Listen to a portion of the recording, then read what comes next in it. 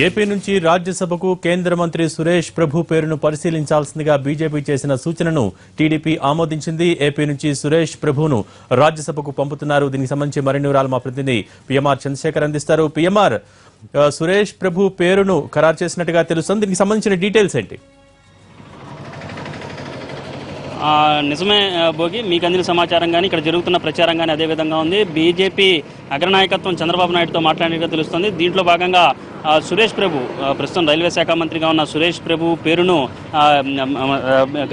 పరిశీలించాల్సిందిగా చంద్రబాబు నాయుడిని ఏపీ ముఖ్యమంత్రిగా ఉన్న చంద్రబాబు నాయుడిని పరిశీలించాల్సిందిగా బీజేపీ అగ్రనాయకత్వం కోరినట్టుగా మనకు సమాచారం అవుతుంది. దీనికి చంద్రబాబు నాయుడు కూడా అంగీకరించినట్టుగా సమాచారం. సో ఈ నేపథ్యంలో నిర్మలా సీతారామన్కు మళ్ళీ తిరిగి ఆంధ్రప్రదేశ్ నుంచి రెన్యువల్ అవుతుంది. టీడీపీ మద్దతు ఆమె మళ్ళీ రాజ్యసభలో కొనసాగుతారనుకున్న విషయాన్ని పక్కన పెట్టేసినట్టుగా అయింది. సో ఈ నేపథ్యంలో సురేష్ ప్రభు పేరు తెర మీదకి రావడంతో ఇక ఆంధ్రప్రదేశ్ నుంచి సురేష్ ప్రభు రాజ్యసభలో ఎంపీగా ఉండబోతున్నారు తెలుగుదేశం మద్దతు. సో ఈ నేపథ్యంలో దీనికి సంబంధించి ప్రస్తుతం కొద్దిసేపటి క్రితమే టీడీపీ ఎమ్మెల్యేలతో చంద్రబాబు నాయుడు భేటీ కావడం జరిగింది. ఈ భేటీలో ప్రధానంగా రాజ్యసభకు అంటే ప్రస్తుతానికి మొత్తం 3 సీట్లు ప్రస్తుతం టీడీపీకి వచ్చే అవకాశాలు ఉన్నాయి రాజ్యసభలో. వీటిల్లో సురేష్ ప్రభుకి బీజేపీకి కేటాయించడానికి ఒకటి సరిపోయింది కాబట్టి ఇక మిగతా 2 స్థానాల్లో అభ్యర్థులు ఎవరు అనే దాని మీద ప్రస్తుతం కసరత్తులు చేస్తున్నారు. ఎమ్మెల్యేల నుంచి అభిప్రాయాలు తీసుకుంటున్నారు.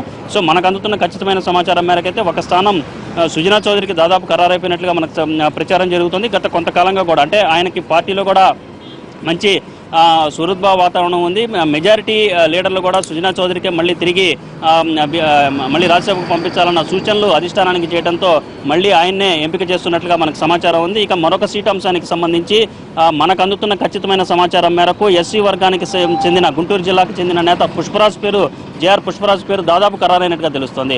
మాజీ మంత్రిగా వ్యవహరించిన ఆయన గత కొంతకాలంగా పార్టీ వ్యవహారాల్లో చురుగ్గానే పాల్గొంటూ వస్తున్నారు. కానీ ఆయనకి గత ఎన్నికల్లో టికెట్ కూడా కేటాయించలేని పరిస్థితి, పొత్తుల నేపథ్యంలో కావచ్చు, ఇతరత్ర పార్టీ అవసరాల దృష్ట్యా ఆయన గత కొంతకాలంగా పార్టీ సేవలకే పరిమితం చేస్తూ టికెట్ కూడా ఇవ్వకుండా ఆయన పార్టీకి టికెట్ ఇవ్వకపోయినా పార్టీ సేవలకు ఆయన అంకితమవుతూ వస్తున్న పరిస్థితి. సో ఈ నేపథ్యంలో ఆయనకి టికెట్ కేటాయించాల్సిందిగా గుంటూరు జిల్లాకు సంబంధించిన నేతలతో పాటుగా పార్టీకి సంబంధించిన సీనియర్ నేతలందరూ కూడా చంద్రబాబు నాయుడు దృష్టికి తీసుకొచ్చినట్టుగా తెలుస్తుంది. సో ఈ నేపథ్యంలో పుష్పరాజు పేరు దాదాపు ఖరారైనట్టుగా పార్టీ వర్గాల్లో ప్రచారం జరుగుతోంది. దీంతో పాటుగా చూసుకుంటే దాదాపు 15 ఏళ్ల క్రితం ఆకారపు సుదర్శన్కి తెలుగుదేశం పార్టీ తరఫున రాజ్యసభలో ఎంపీగా ఆయన ప్రాతినిధ్యం వహించారు. ఆ తర్వాత నుంచి ఎస్సీ వర్గానికి సంబంధించిన ఏ వ్యక్తి కూడా ఏ ఎంపీ కూడా రాజ్యసభలో స్థానం దక్కించుకోలేదు. సో ఈ నేపథ్యంలో ఆ వర్గానికి అధిక ప్రాధాన్యత ఇవ్వాలని చెప్పి గత కొంతకాలంగా ప్రచారం జరుగుతోంది. గత కొంతకాలంగా చంద్రబాబు మీద ఎస్సీ వర్గానికి సంబంధించిన నేతల నుంచి కూడా ఒత్తిడి వస్తున్న నేపథ్యంలో సీనియర్ నేతగా కొనసాగుతున్న జేఆర్ పుష్పరాజు పేరు దాదాపు ఖరారైనట్టుగా తెలుస్తుంది. ప్రస్తుతం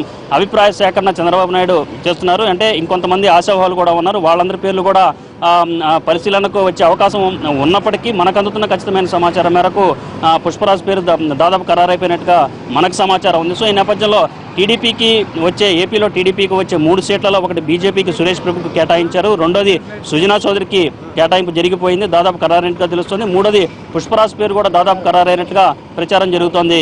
భోగి, థ్యాంక్ యూ పిఎంఆర్.